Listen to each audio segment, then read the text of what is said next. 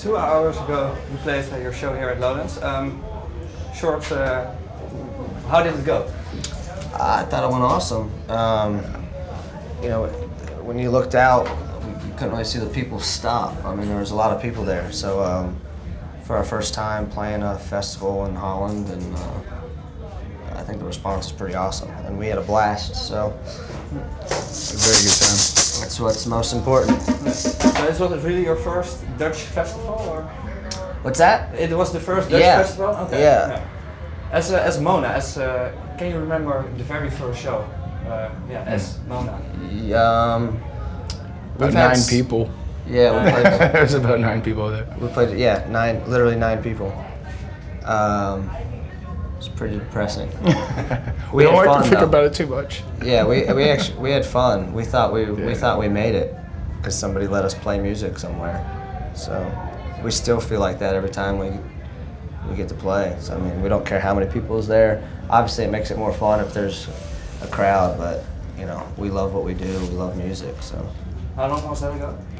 A few years now, 4 years or something like that.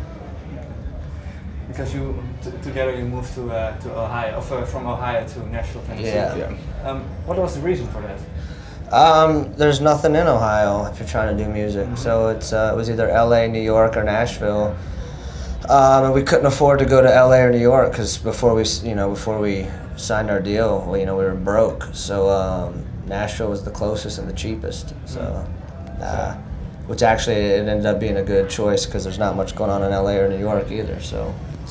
Even not in New York, because New York is well known for, also known for its music scene, but. Yeah, it goes in like phases, which everything does. But right now, Nashville's kind of, it's the home of Jack White, the Black Keys, Kings of Leon. There's a lot of people kind of setting up home base there, so it's a good city to be in right now. Because when I heard Nashville, Tennessee, I also immediately think about country music. Is it still country capital? Or? Huge. Yeah. It's definitely the country capital of the world. But and it's also a big place for like gospel music. But the rock and roll scene is definitely growing there.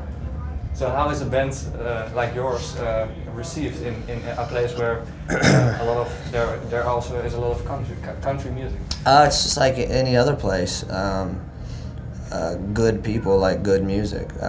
There's a lot of bad people out there and a lot of bad music. But yeah, no, I mean like country is rock and roll's dad. If you go back to like Johnny Cash and all that kind of stuff.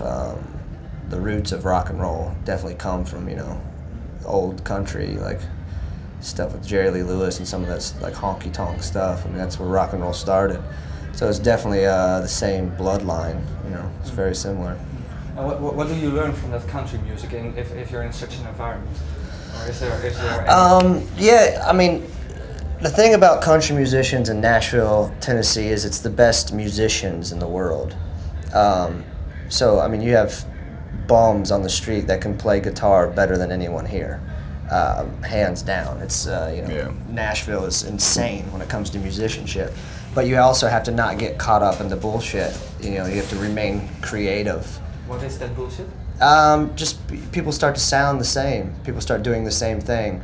If you listen to like hip hop music, a lot of it's similar. If you listen to country music, a lot of it's similar. A lot of the reasons is because these groups are hanging out together, or this producer is doing the same thing for everyone, or this songwriter is writing for a lot of people.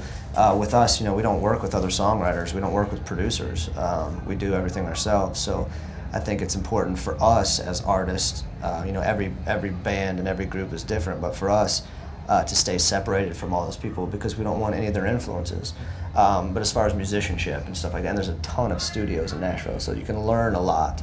But you kind of need to isolate yourself from it when it actually comes to creating your own work, so that you stand out. And it's you coming across, not somebody else's version of you. So when it comes up to writing music, it's just the four of you and nothing else around. Yeah. Also, no music when listening. No listening to other music when you're writing. No, we don't. When we work on stuff, we all kind of go through phases of not listening to anything.